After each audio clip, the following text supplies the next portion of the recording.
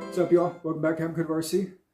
Welcome back to the home of how to build the world's strongest rival MT8.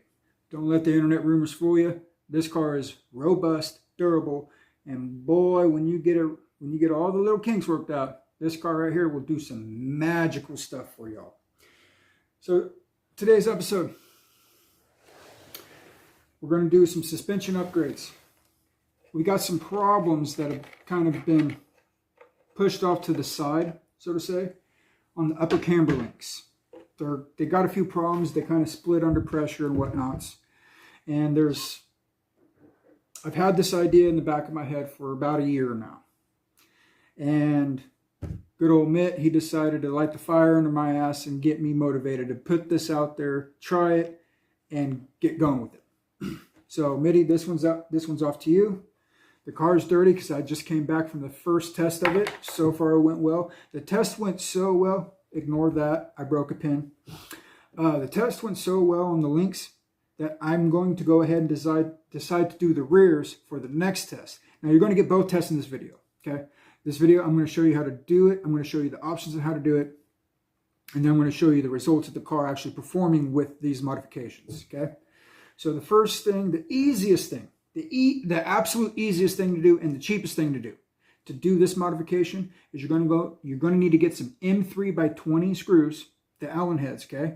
They're going to be the same ones that go in here that connect your upper camber link to the same exact screw. You get that M3x20, you're going to need 4 of those, all right? The next thing you're going to need are Red Cat Kaiju steering links, the steering toe links. I'll put the part number right here. And then you just legitimately bolt them in place as a captured upper link.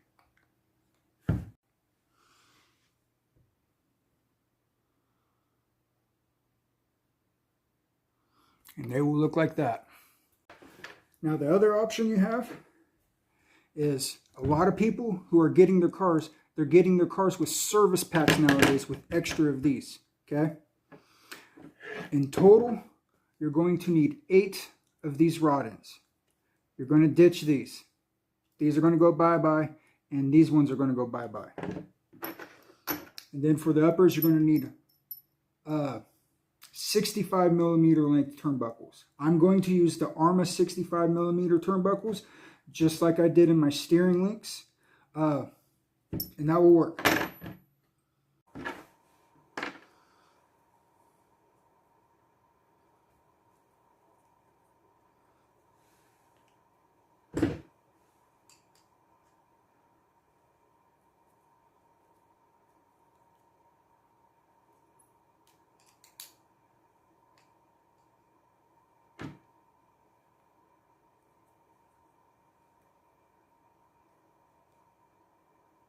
Now we're going to replace this turnbuckle assembly with these that can be problematic sometimes, with these beefier turnbuckles. Ooh, pardon me. And we won't have this problematic end that kind of splits on us. Everybody who's had a rival MT8 and you've had it for a while, you know this right here tends to be the problem area on this car. So hopefully by doing this, capturing it, we will eliminate that problem. So, and then all you'll do is you'll slide this upper link right into the existing chamber where this part goes into. Notice how we got the screw right here. This is the front where it retains the pin, right? This right here gets wedged into a channel. That's exactly where this will go. This will go right into place of that, okay? Right in there. Then we eliminate that part.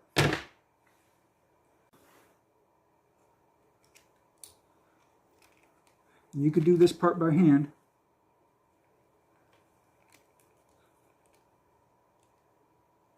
And it will thread right into the existing part. And see how I got tension? You don't need to over tighten this. Just a little bit of tension will go a long way on that. And then voila! You have captured hinge pin for the upper links. Those things are doing pretty good. Now, you may be tempted to put a nut on this side of one. If you do, do not over tighten it. I mean it, don't over tighten this. These are plastic end plates, and those, if you put too much tension on that plastic, it'll break. And these will thread right into the existing holes. They will make their own threads and be nice and secure. We got the rival MT8 out today. We're going to be testing a top secret suspension hack. We're going to see if it works. Don't know if it will, don't know if it won't.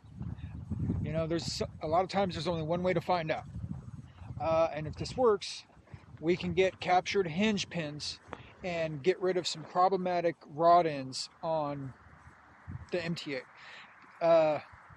This has been brought up by a few other people. It's something I've had in the back of my mind. I've been thought about testing for quite a few months now. I just never got around to it because I've got way too many projects going on. I've just been way too busy to get to it. And admit, good old Mitty Snorri, he always knows how to light a fire under my ass, you fucking crazy bastard. All right, well, we got these little fucking links in. We're gonna test them out. They're only on the front, so if we see a breakage on the front, there's the problem. Other than that, let's have some fun. Let's get testing, y'all. Aha! Right on the front. Nose diving right off the start. Nose diving right off the get. What can I say? So far so good.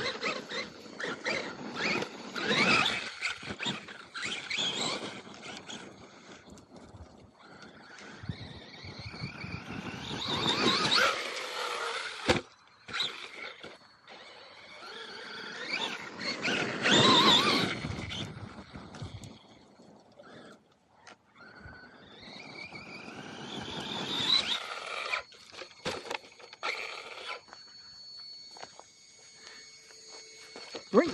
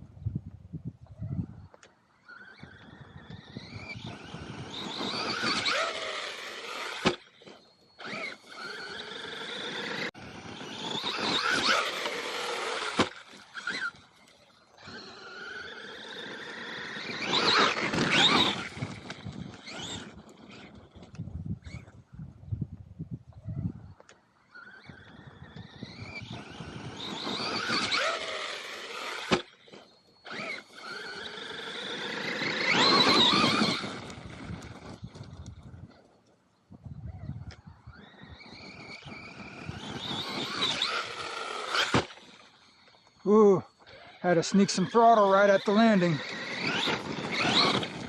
See, and that's what I love about this car, y'all. With the Arrma or a Traxxas, even the Corrali sometimes, when you sneak a throttle right at the very last second to save a landing, that'll break your diffs. I've only had one differential issue on this car in over 2 years. That's saying something. So all those little brand fans sitting there saying, oh, well, you're not supposed to. Well, why can't I do it with this car? And according to the internet, the rival MT8 is one of the worst cars on the internet. Yet it's my most reliable car, especially when it comes to differentials.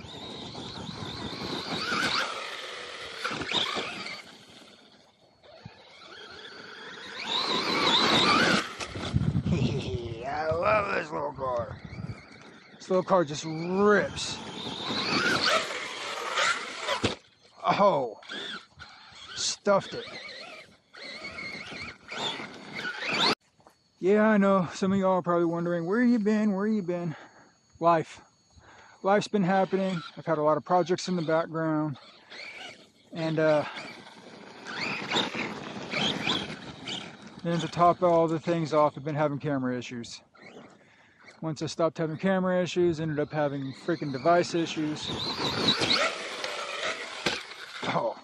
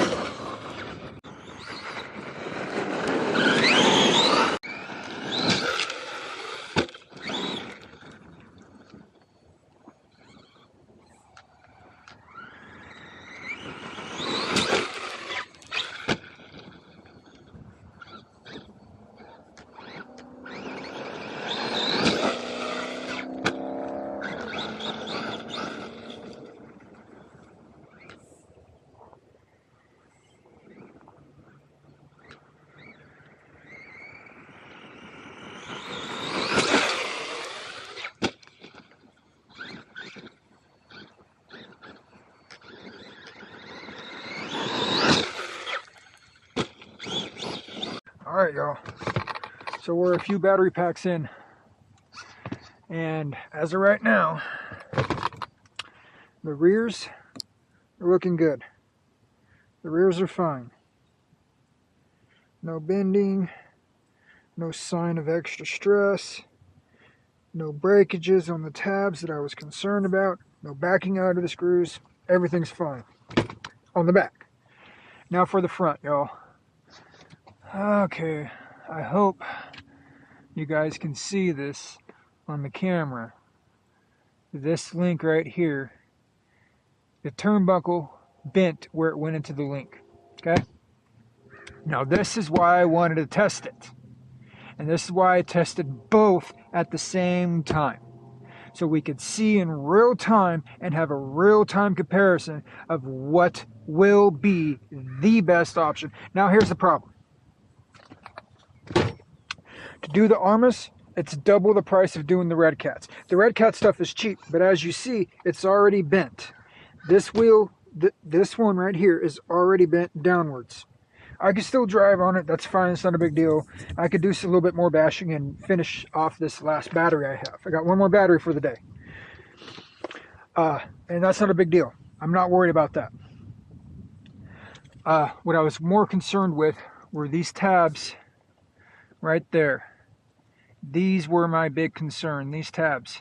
But these tabs are holding on well. These tabs are doing great. They're holding on just as good as they would if these link pins were stock. So on that note, we actually have a real world comparison of Red Cat Kaiju links, okay? These are the steering toe links, and these are the arrma 5x65s, okay? In order to do this, gotta, like I said earlier in the video, you got to get the Red Cat steering toe links, or if you have the if you got a service pack with your car and you have extra upper links, get all of the very end bottom links. Get all of these rod ends right here and 4 5x65 turnbuckles and 4 M3x20 screws. You're good to go. You'll be able to bolt this right up. And you don't need to drill these out. You literally just push and turn, push and turn, push and turn, and it will thread itself. And do not over tighten it. When you go to tighten these, watch this collar. Okay? When you go to tighten these, watch this little tab right here.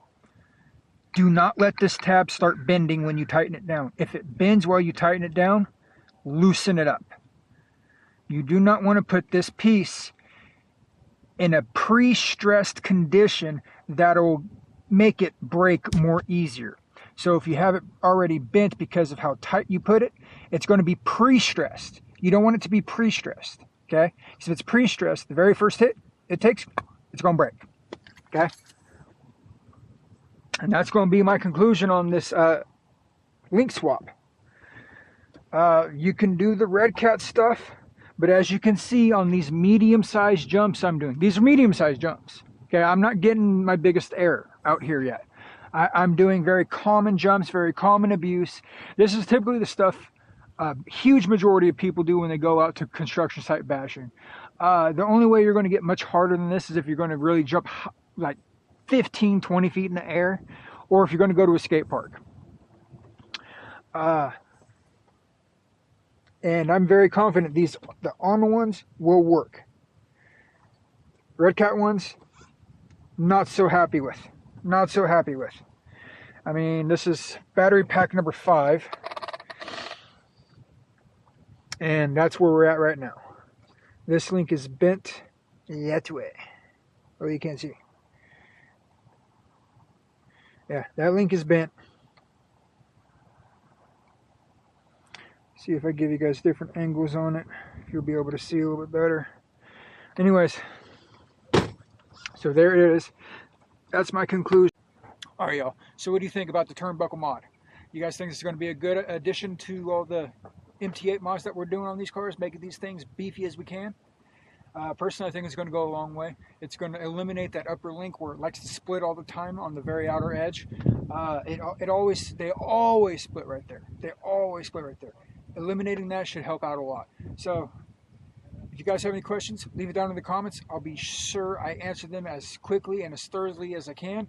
Other than that, I hope you have yourself a great week. Have yourself a blessed week. Captain Could catch you all next week on another episode of Sunrise Sunday. Captain Could, over and out, y'all. Peace.